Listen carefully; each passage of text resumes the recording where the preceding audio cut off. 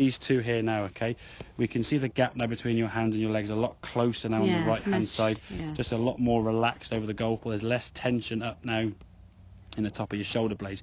Now if we watch this club as it goes back and through, this one on the left hand side, your backswing wise in both cases isn't too bad because it's not going to affect it there. Okay, so there's your backswing now on that one on the left. So very similar in terms of the movement. Okay, now this one, because you're a lot more over the ball, your arms can now swing underneath the shoulders, so you've got more control. So therefore we can go long and low. So the handle can now work down and the club can now work strike in the sand, and the ball then can just pop out with a nice sort of fullish movement there. So the club now sort of swings up and down on a similar sort of angle. Yeah, if you watch this one here now, you watch as you go back, you watch where your hand of the club goes now. Oh yeah. So your brain's thinking, oh, the hand, the ball's way out here somewhere. Yeah. So the ball, I got to reach out there. So now the hand of the golf club starts working out this way, and now as you come, look how far away your hands are from the body there, compared to there. Yes. Yeah. So when you're reaching, if that's a reach to the golf ball, you just can't reach far enough, and therefore you can't get the club to slide under the golf ball. So as you get to your sort of full extension, of the club's already this side of the golf ball, it just can't reach. It enters the sand too far on the inside, so your strike now is going to be more on that line, hits the sand, and the ball then just pops out the side there because there's no power on the club face. It's just sort of reaching for the ball.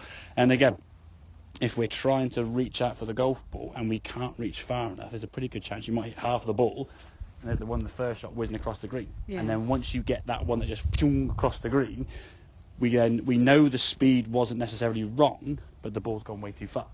So your reaction then to your next bunker shot, which could be 2 rounds later, would be, oh, the last one I thinned across the back of the green.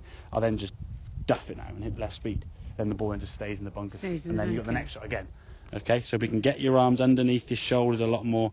It's a much... the ball in a sand shot is closer than a other shot? It's not closer because your knees are lower and wider. Perception seems like your hands are close to your legs, because if I stand here now, my arms hanging down here, I've got that nice bit of gap between my hands and my legs. But once I widen my stance and bend my knees a bit more to get lower, they seem to be closer. You want your hands and your arms to be hanging down vertically from the shoulders.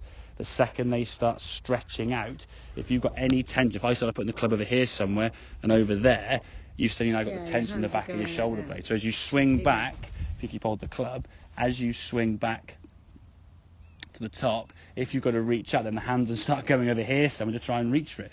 Well, it can't get under the ball when your hands are out there. You just can't get the club long enough. No. So if the arms can drop back under the shoulders, we can then slide that club.